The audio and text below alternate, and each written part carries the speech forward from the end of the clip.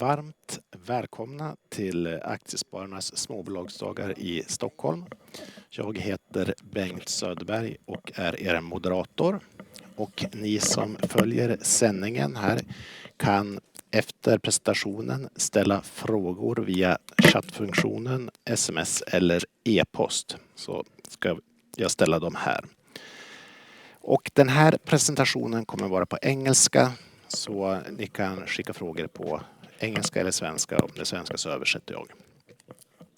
Och med det sagt välkomnar vi nu Adel Chaouch, CEO of ShaMaran Petroleum. Very welcome, Dr. Adel Chaouch. Did I pronounce that right? That's correct. CEO of ShaMaran Petroleum.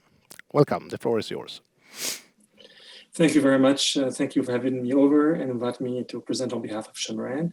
Good morning and good afternoon for people around the world for this conference. And my apologies for not being able to do it in Swedish. I'm going to do it in English, so bear with me with that. I'd like to take this opportunity and share with you our development strategy for our world-class asset, Chaouch, in Kurdistan and the northern part of Iraq. As you can see on this opening slide, this is a photo of our site. And at the bottom of the slide, you can have access to our website. Welcome you to come and visit. We are also on social media. Let me take a brief moment to introduce ShaMaran Petroleum for those who are not familiar with the company. We were founded by the Lundin family, and we are part of the Lundin group of companies, which is comprised of 6 oil and gas companies, as well as 6 mining companies.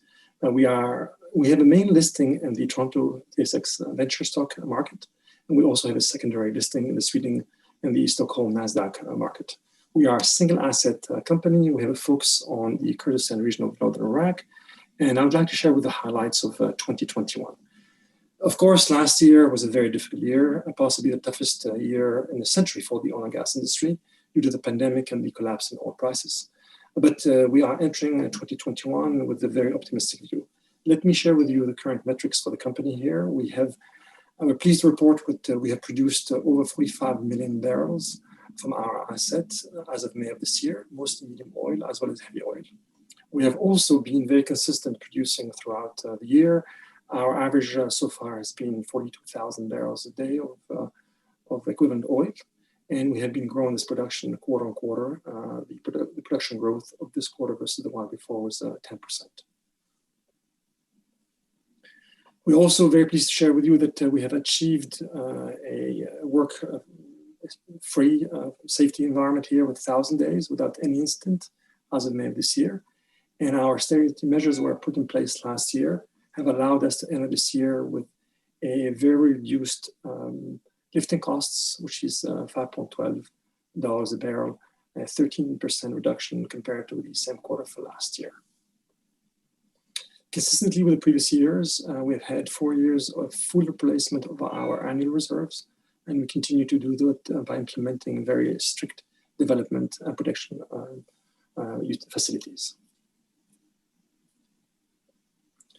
Let me share with you ShaMaran's activities in Kurdistan. We have been in the Kyrgyz region since 2007 in a number of blocks, operated as well as non-operated assets. We have as such gained a very deep understanding of what it takes to ensure successful execution of large projects in the region, such as Chaouch world-class development field. We have full experience on the sites of the workings of the KRG, and we've been involved in the early exploration of large resources, development, as well as productions.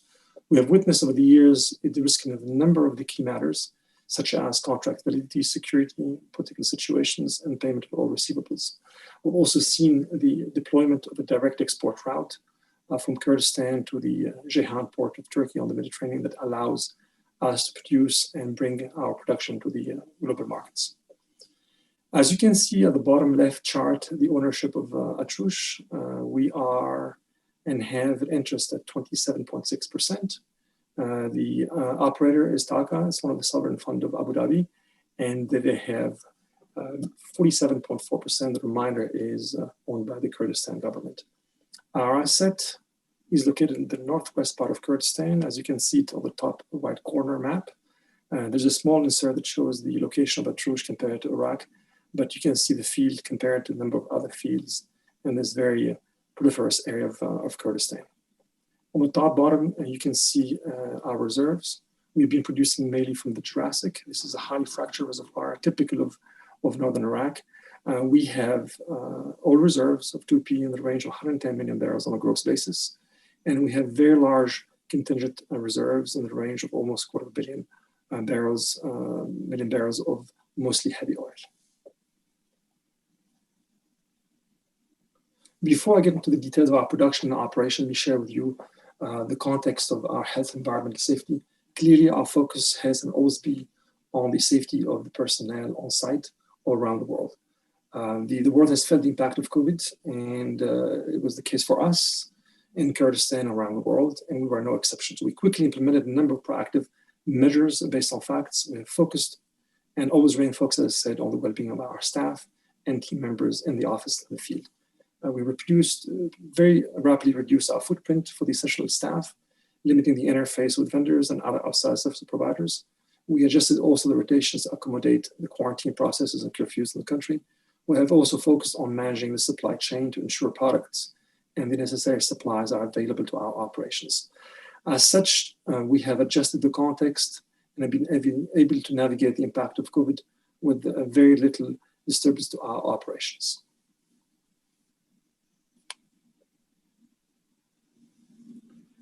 We've announced at the beginning of the year for our 2021 guidance for production to be in the range of 39,000 barrels to 44,000 barrels of daily production. As you can see in the chart, you can see the quarter-on-quarter growth of our production. We have started the year slightly below our average due to a number of operation interventions we had planned for the beginning of the year, as well as the impact of reduced CapEx development activities last year because of COVID. We have resumed these activities, and we're very pleased to see that we are within our guidance. Our average for this quarter is around 42,000 barrels a day, as you can see from this chart. Allow me to take you back in time as I share with you on the slide the progression of production for the Chaouch field since its inception in 2017. At that time, we deployed a central processing facility that allowed us to produce 30,000 barrels a day. From that time and over the past few years, we have expanded that capacity by 40,000 barrels for the main facility. We also added a temporary, what we call an early production facility, a different site that allowed us now to have production capacity in excess of 50,000 barrels, which is matching the current capacity we have from our 10 producing wells. And we are able to produce these wells with ample capacity on our site. We are the second largest producer in Kurdistan, and we were also the first asset and field to be directly connected to the export route without actually ever trucking, reducing any potential impact on the environment. We've entered 2021 very cautious, but optimistic, and we had a work plan and budget matched at the current context. We are very encouraged with the improved oil prices we've seen over the past few weeks, and we remain very bullish on our activities. As such, we have increased our spending compared to last year by 50%. We are committed to spending $53 million on CapEx to do further developments, including the deployment of at least one production well. I've mentioned earlier our production range, and we've been consistent in maintaining that production range within the metrics. And we have also entered the year with a very lean corporate budget that is 30% lower than the previous year.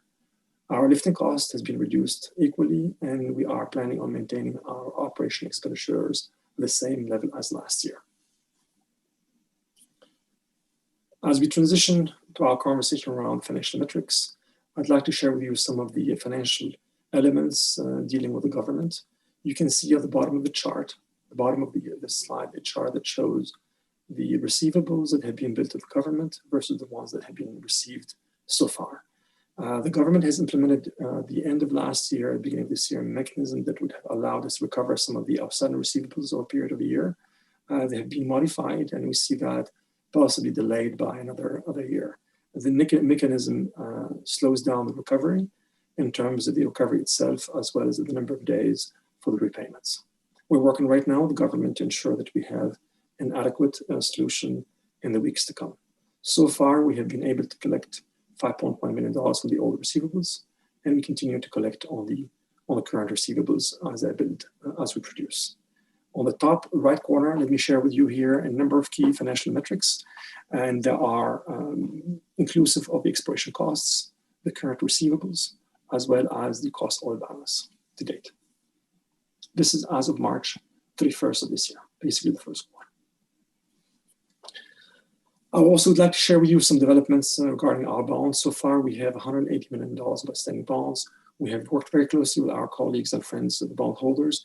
We're able to do, at the beginning of the year, a process to allow us to buy at market the $15 million of amortization obligations that we have to pay by the end of the year.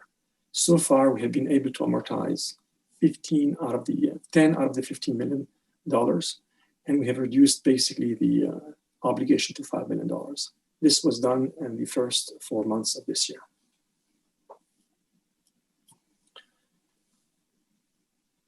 I think it's important to share with you our commitment and our position on environmental and social and governance.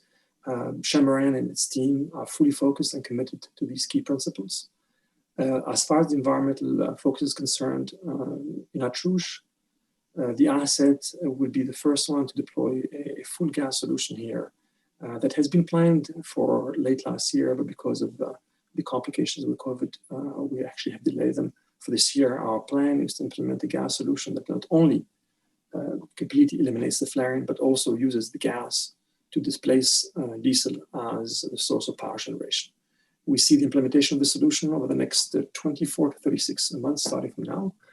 And this adds on another key initiative we had, and we were the pioneer in Kurdistan, which is the implementation of water disposal wells that would allow us to re-inject produced water straight into the formations without allowing for any surface water to be discharged somewhere else where we can control it.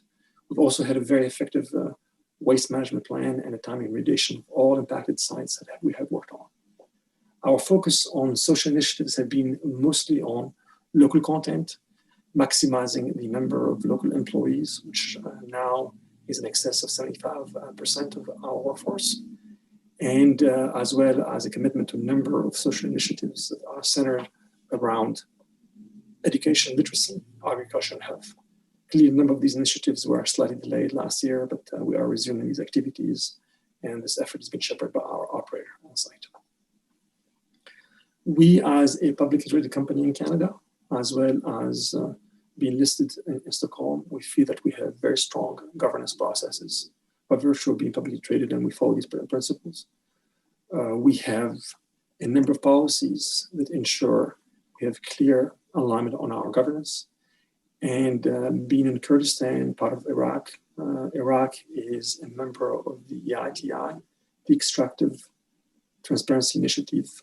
We feel that there is quite a bit of transparency as far as financial disclosures in our activities in Kurdistan. In closing, I would like to share with you some key thoughts and leave you with those. We feel we are part of a group that has a clear vision on what could be a super cycle. We feel that there will be sustained oil prices in the next few months, maybe the next year or so. And as such, we have resumed our capital deployment, and as such, we will ensure quarter-on-quarter production growth. We also feel that we are very well positioned to take advantage of any opportunities that could emerge out of the super cycle. With that, I want to thank you and open it for any questions, and I'm happy to answer them as you send them over. Thank you very much. For a very interesting presentation. And we will now start the Q&A session here. I was wondering, the last decade there was this conflict between the central government and the Kurdistan region about the legality of the contracts and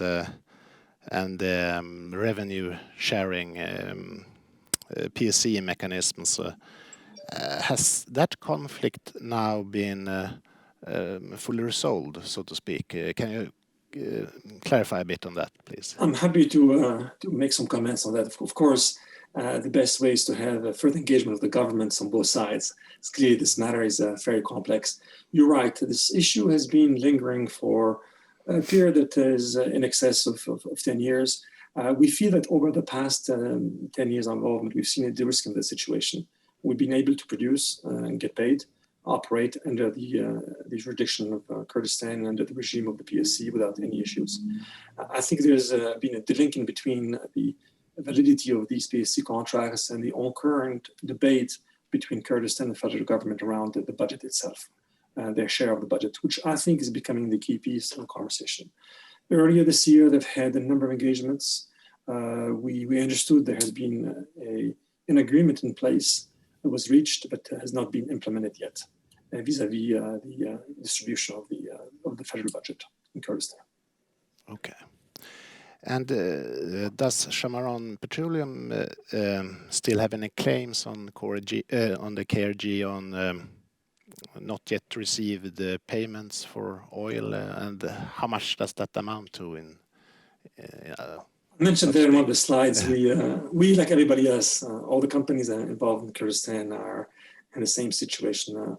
There was a period of time between November 2019 through February of 2020, basically a period of 4 months, where the Kurdistan government was not able to basically pay the oil sale receivables.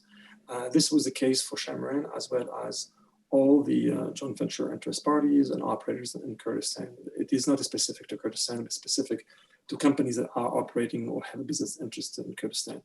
That mechanism was put in place at the end of 2020 that allowed us to share any revenue in excess of $50 between us and the KRG, with the intention that these excess revenues will go towards repayments of these outstanding areas. This mechanism was in place for a couple of months. We have recovered a little bit over $5 million out of the $40+ million we have in our years. In my brief mention on that slide on Kurdistan, unfortunately, there has been a reshaping of this mechanism, and the government is reconsidering due to some ongoing challenges they have in deployment of the COVID protocols and the cost that goes along with that. They have reduced the distribution from 50-50 to 20-80, with a delay of 60 days in the distribution. We are in discussions with the government in trying to find another solution, and that is the case also with a number of our colleagues. And we have a question here from the viewers. When will you make a profit? Last quarter was our first quarter produced profitably here with the net cash flow, and you can see it in our quarterly analysis and reviews. Of course, last year was very challenging, but we're pleased to report that for the first quarter. Okay. And what is the, so to speak, the grand strategy of developing this field? Do you think you can increase the resource base, or are you mainly focused on moving resources from contingent into reserves, or elevating the recovery rate? Can you give us any view on how will it, in a blue sky scenario, how will this end up? Let me offer you some thoughts, and clearly there's a number of ways of, so to speak, skinning the cat. I mentioned that we have so far 110 million of gross 2P reserves. And these are largely medium oil, which we are, of course, the current assets are heavily focused on producing those. I also mentioned that we have almost 250 million barrels of contingent resources, mostly in the heavy oil. Originally, we have thought that we would have a dual, maybe stack program, then one that focuses on the medium oil, another one that would focus on the heavy oil. Our current view right now, there's a way of doing what we would call an integrated oil column approach, where we can use the current facilities and current wells to start withdrawing all the existing heavy oil along with the medium oil, basically minimizing the cost of the infrastructure and optimizing the value for shareholders. We've had a fairly, I would say, ambitious plan to look into that last year. It was scaled down clearly because of the pandemic and the scaling down of the capex. We have, however, been able to produce out of our 15 million barrels produced last year, I believe 1.5 million barrels of those were heavy oil, giving a proof of this concept and this approach. Okay. How does it work with the pipeline? Can you export the heavy oil through the same pipeline, can you mix it with the medium oil? Is there any constraints in that aspect? Very good question. So we are the first asset to be hardwired on the pipeline. Clearly, the current production we have is medium oil in the range of 25 or so, 26 API. There is a number of different fields that are producing various types of oils. The field north of us has a much lighter crude, sarsang around 738, and the one south of us is Shaikan, which is a much heavier crude, maybe in the range of 11 to 15. All those are blended as they enter the pipeline here, and as they progress their way into the port of Ceyhan, where they're loaded here, there's an offset that makes an adjustment to the quality of the oil based on the API range, as well as the sulfur content. But to answer your question, I made maybe a longer answer. Yes, the pipeline can accommodate that. And there's a natural blending between the various types of crude coming from the various fields. Okay. And we have a question from the audience. Sure.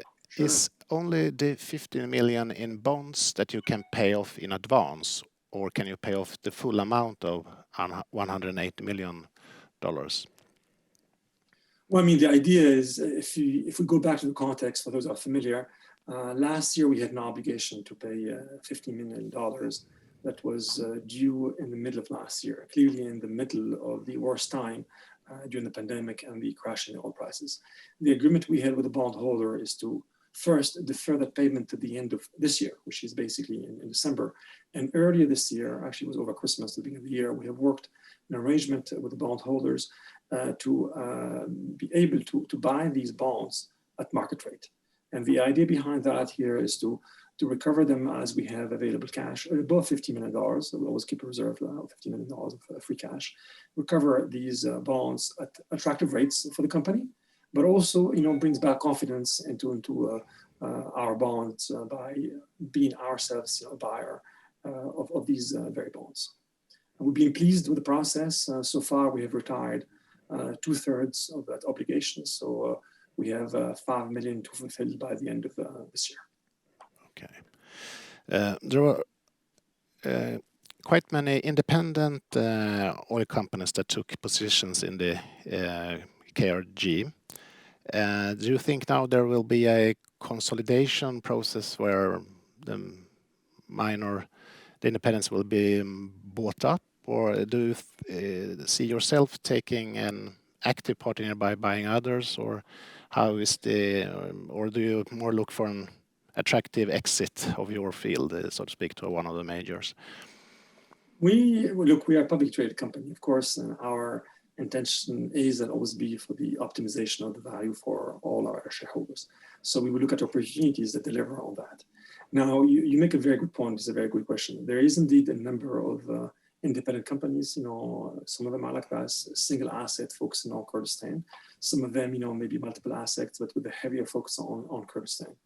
That is truly the case. Of course, there has been in the past a number of very large, fully integrated companies that have been in the country, with a smaller group remaining in place in Kurdistan. Kurdistan has emerged to be more a place for pioneers that can very flexibly increase or decrease their size to adjust to the context. And as such, we feel we are in that right format. We believe this year is a year where we can capitalize on opportunities without disclosing anything confidential. I mean, going to the BD here, we remain open to conduct business, and we want to be taking advantage of anything that comes our way that makes sense, that definitely, as I said, brings more value to our shareholders. Okay. And unfortunately, we have run out of time, so we have to end here. But many thanks for very interesting presentations, and we hope to hear more from you and ShaMaran in the future.